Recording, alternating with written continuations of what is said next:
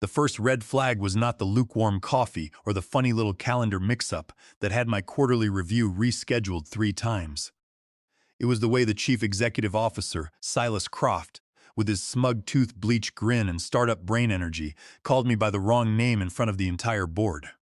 I had corrected him twice. Still, he patted my shoulder like I was an overperforming barista and said my crew was on fire this quarter. My name is Donovan Vance, a 48-year-old sales director who had spent the last 11 years dragging this company out of the dark ages. When I joined, their customer relationship management software was a glorified spreadsheet, and half the representatives thought lead scoring was a football statistic. Now, my 7-person team carried 60% of the projected revenue for the fourth quarter. We had signed, sealed, and delivered multi-year contracts that were ready for immediate renewal. I did not do superficial motivational speeches or trendy strategy boards.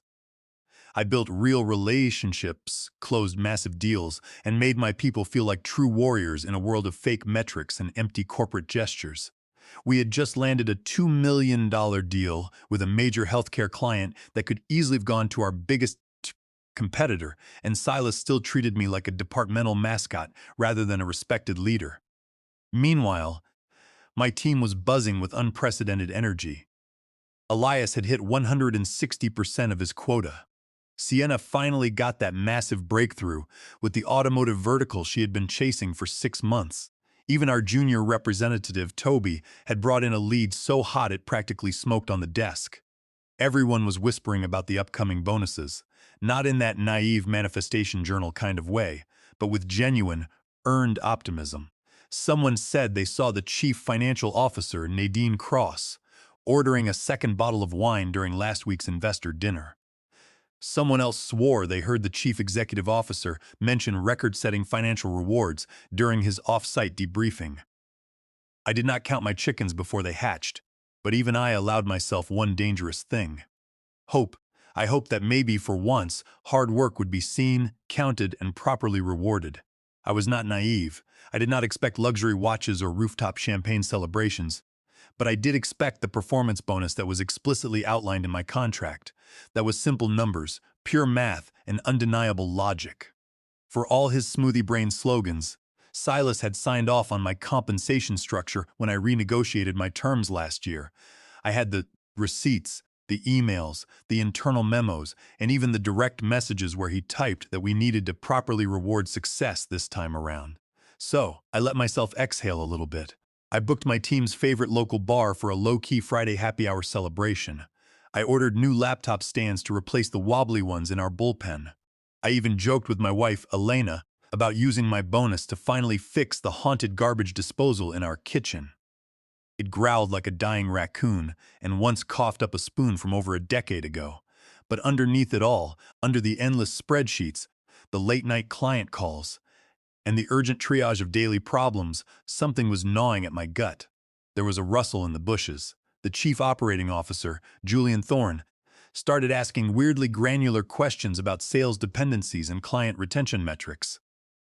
Human resources had randomly audited my team's paid time-off logs, and someone had accidentally copied me on an email chain discussing leadership resource optimization and departmental restructuring. Still, I told myself it was just paranoia, burnout, too much cold brew coffee, and too little sleep. Besides, I reasoned they would not be that incredibly dumb. Not when I held the keys to their entire revenue engine, right? The Friday of the all-hands meeting, I wore a dark suit, not for drama, but because it made me feel grounded and solid. My team sat near the front row, joking quietly about what kind of gift cards they might receive as a token of appreciation. Sienna said she was manifesting airline miles for a vacation. Elias wanted a nice bottle of bourbon to celebrate his quota-busting quarter. Toby said he would settle for absolutely anything that was not a branded water bottle with the company logo already peeling off the side. No one in that room was ready for what came next. Silas swaggered onto the stage like he was about to announce an initial public offering, rather than deliver a gut punch to the people who kept the lights on. He clicked to the final slide of his presentation deck, big bold letters, Comic Sans font, of course. It read that teamwork tastes better with pizza. Then he looked out at the crowd and said the words that would ultimately destroy his company. "Your bonus this year is a pizza party." There was a long silence, followed by scattered, confused laughter from the back of the room. I did not laugh, neither did my team. Elias stared intensely at the floor, his jaw tight. Sienna blinked rapidly, her expression completely blank. Toby looked like someone had just canceled a major holiday right in front of him. My stomach dropped through the floor because in that exact moment, I knew this was not a mistake. This was not some awkward phrasing or a delayed rollout of the real compensation plan. It was entirely deliberate. A knife slid into our backs with a gleaming corporate smile, and for the first time in 11 years, I felt something incredibly dangerous settle behind my ribs. It was not disappointment. It was not confusion. It was pure, unadulterated revolution. It was not just the words he used. It was the specific way Silas delivered them. He sounded like a fraternity brother announcing the winners of a drinking game, not the leader of a company that had just posted its highest revenue numbers since its inception. He talked about celebrating everyone's hard work. His arms spread wide as if he were bestowing a blessing upon us, and asked what better way to celebrate than with hot food and good vibes. I did not move. My spine was locked in place like a steel beam. Forced chuckles echoed through the room, those hollow, instinctive office laughs that happen when no one wants to be the first person to call out the absurdity of the situation. Sienna leaned over and whispered, asking if this was some kind of sick joke. I did not answer. On stage, Silas was still going on with his speech. He claimed that this year, the company believed in shared success, which meant investing in team bonding rather than just handing out checks to the usual overachievers. He actually made air quotes with his fingers when he said overachievers. Someone in the back clapped. It was probably one of the interns who still thought corporate team culture meant anything other than cheap distractions. I scanned the room carefully. Julian, the chief operating officer, was typing something vigorously on his phone, avoiding all eye contact. The chief financial officer, Nadine Cross, was watching me with the exact same expression you might give a dangerous animal behind a thick glass door. There was no direct acknowledgement, just that careful, calculated sidestep people make when they know they are actively participating in a massive betrayal. My blood buzzed in my ears. My team was not stupid. They were looking directly at me now, not at the buffoon on the stage. Elias had his jaw clenched so incredibly tight I could visibly see the vein pulsing in his temple. Toby had slumped completely down in his seat as if his entire posture had instantly deflated. Sienna's eyes were glassy, and she was blinking far too fast. These were the dedicated professionals who had spent the last 6 months pulling 12-hour days. They had canceled their family vacations, run complex software demonstrations from grocery store parking lots, and taken crucial client calls during their holiday dinners. They did not want fancy medals. They did not even need colorful confetti. But they absolutely deserved basic acknowledgement, professional respect, and the financial compensation they had rightfully earned. Instead, they got cheap takeout food.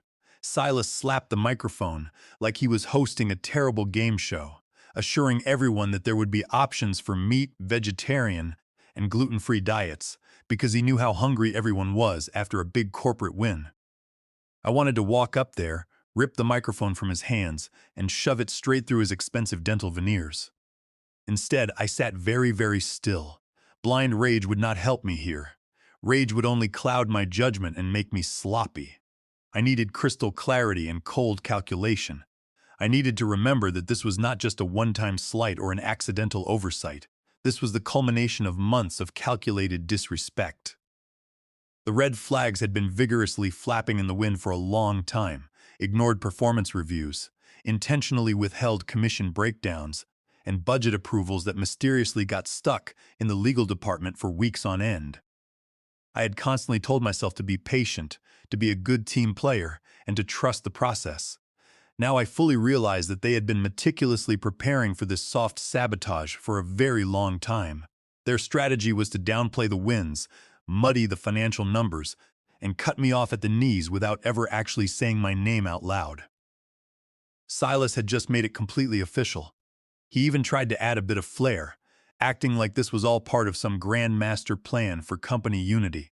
He winked at the audience and suggested that pizza was much better than inflation-busted gift cards. The room chuckled again, not any louder than before, just significantly sadder.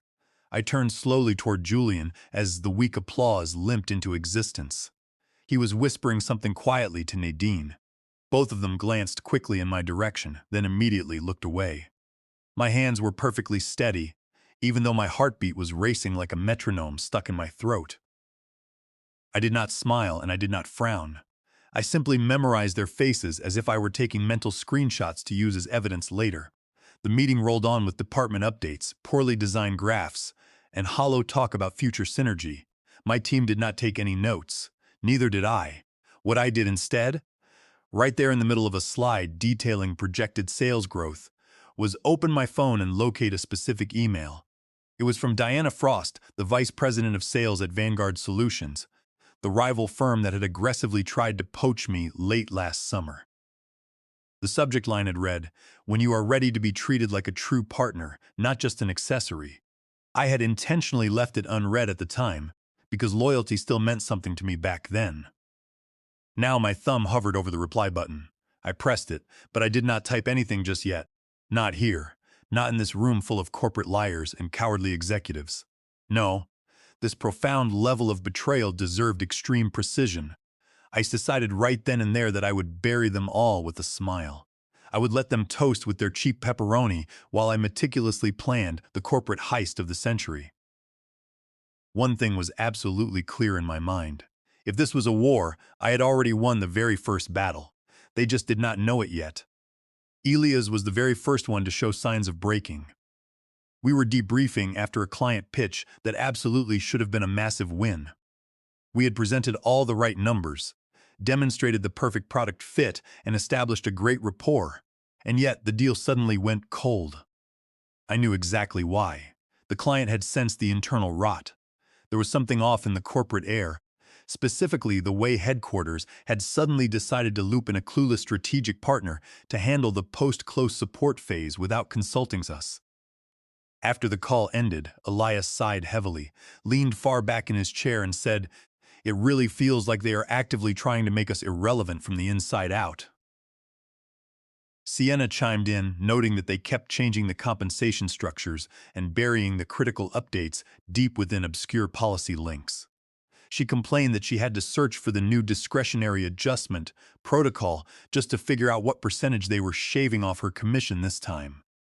Even Toby, our sweet, wide-eyed junior representative who once wore a tie just to impress the product development team, muttered under his breath, "Honestly, if another company called me right now and offered me a job, I would take the meeting in a heartbeat."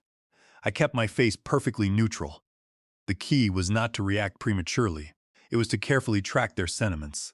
I needed to know who was just blowing off steam and who was genuinely looking for a life raft. When I finally got home that night, I did not even turn on the lights in the kitchen. I just sat at the island counter in the dark, nursing some cold leftovers straight from a plastic container. My wife Elena walked in, kissed the top of my head, and pointed out that I had been staring blankly at the microwave clock for 10 straight minutes.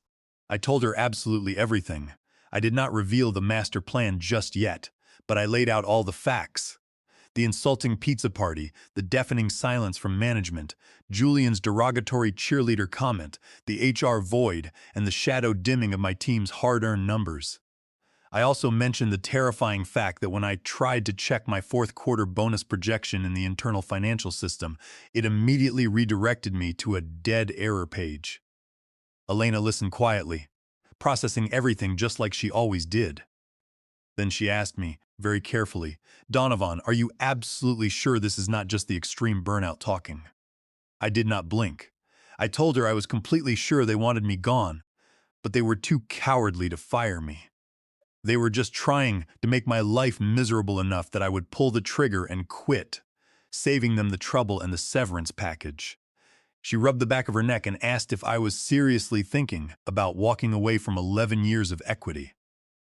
I nodded and clarified that it would not just be me walking out the door.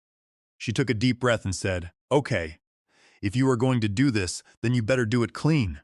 Do not be petty. Do not be reactive, be completely surgical about it. I reached into my leather laptop bag and pulled out a yellow legal pad. It was the same kind of pad I always used for my most ruthless, highly structured notes. I had drawn 5 neat columns: legal, clients, communications, team, and timing. I tapped the third column with my pen. I explained that I had already moved all essential client touchpoints over to my personal phone. The clients were highly accustomed to hearing directly from me, not from Julian or anyone else at headquarters. If Julian tried to handle a major account, he would trigger a fire drill within 5 minutes. Then we discussed the legal column.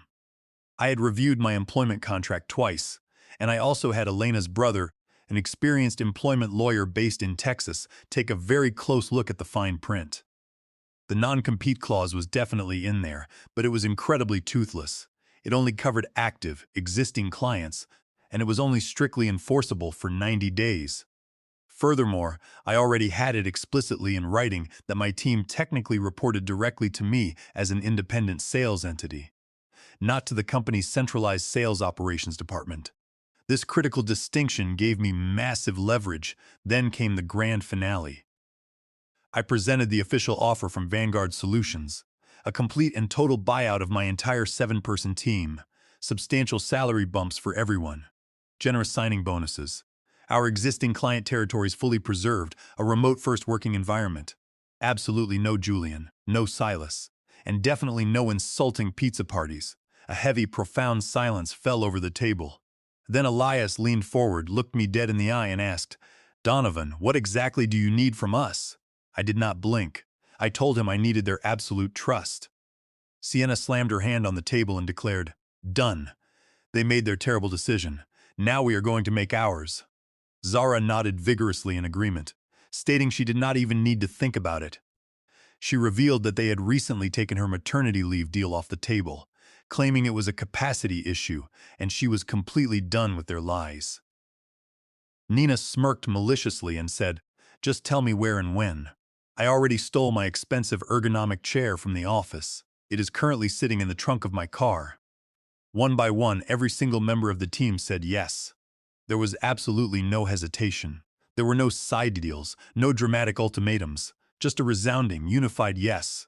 We toasted with cheap draft beer and greasy crinkle-cut fries as if it were our last supper before executing a massive bank heist. When I finally got home that night, I did not cry, and I did not even bother to sit down on the couch. I walked straight into my home office, booted up my laptop, and typed out my official resignation letter.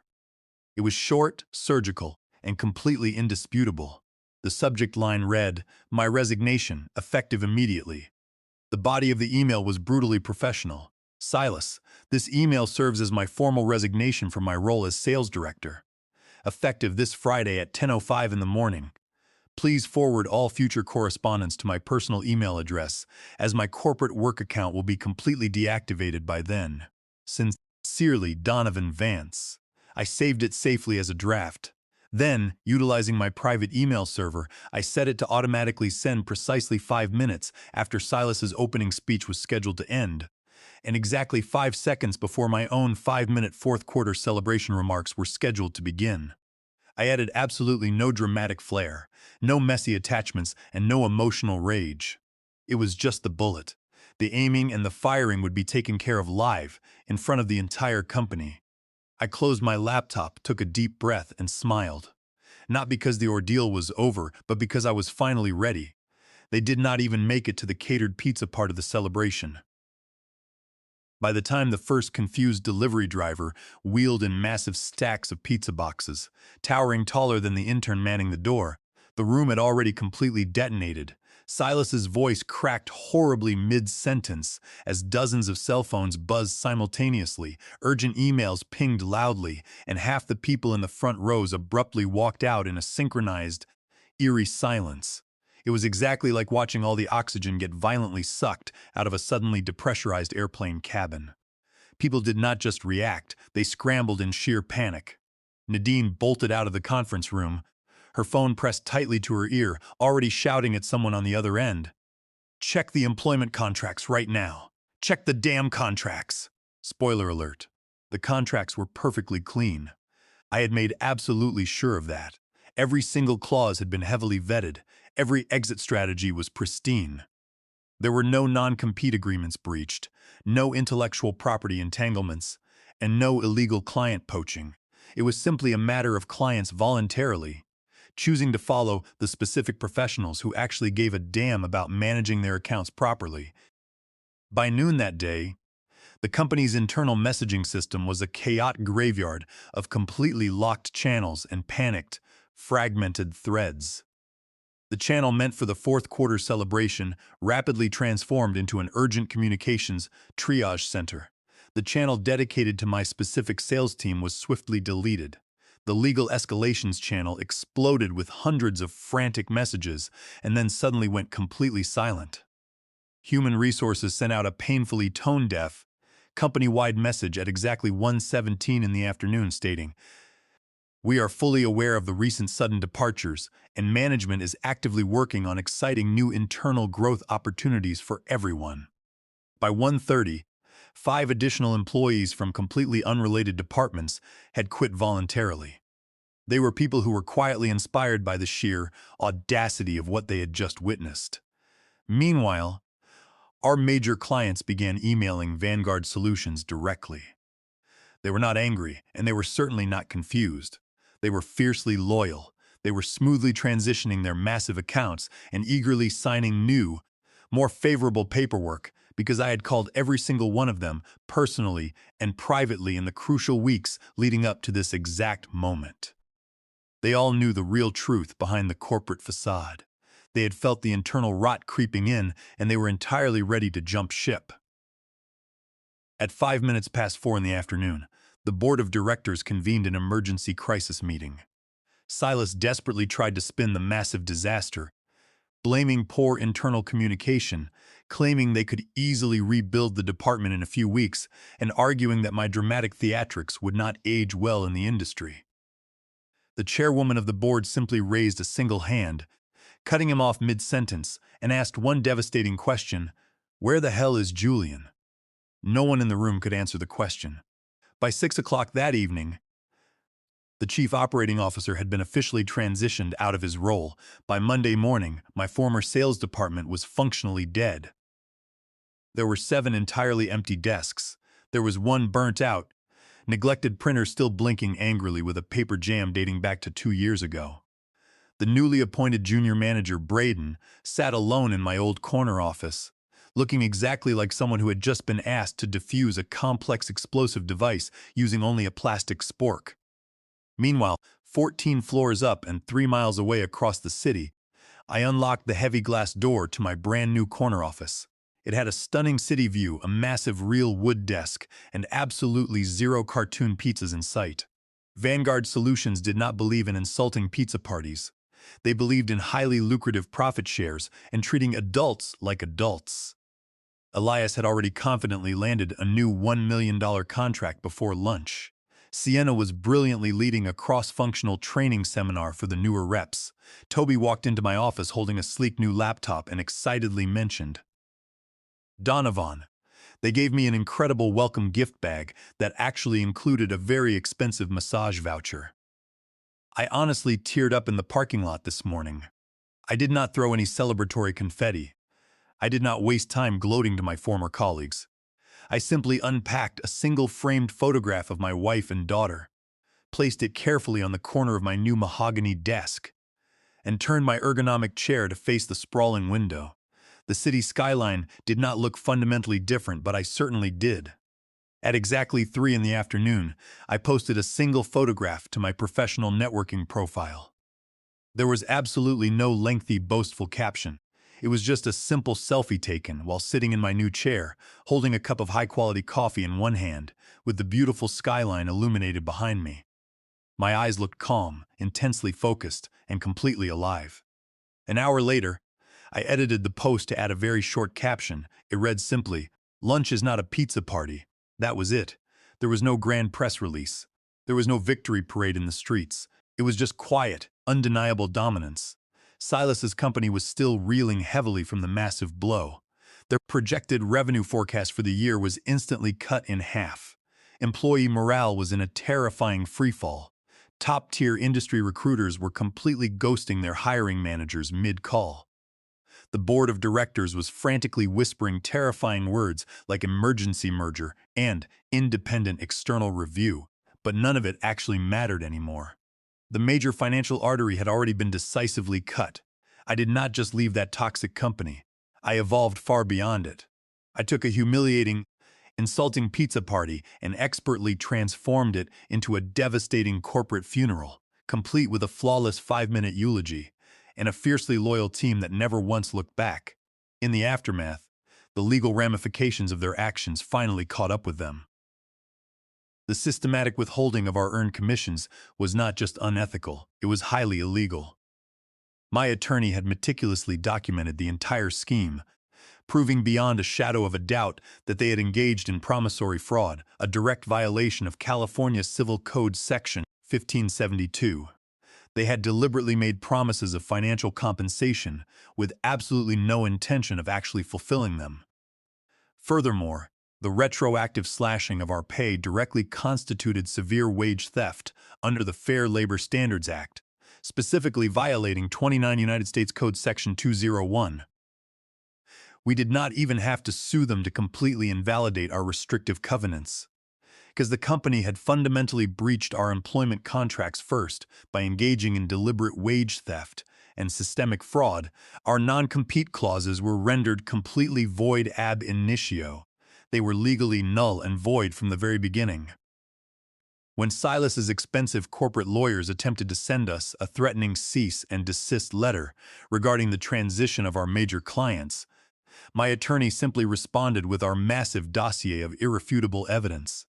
He cited the explicit violations of the Fair Labor Standards Act and the undeniable proof of promissory fraud, casually mentioning that a formal complaint to the Federal Department of Labor was fully drafted and ready to be filed at a moment's notice.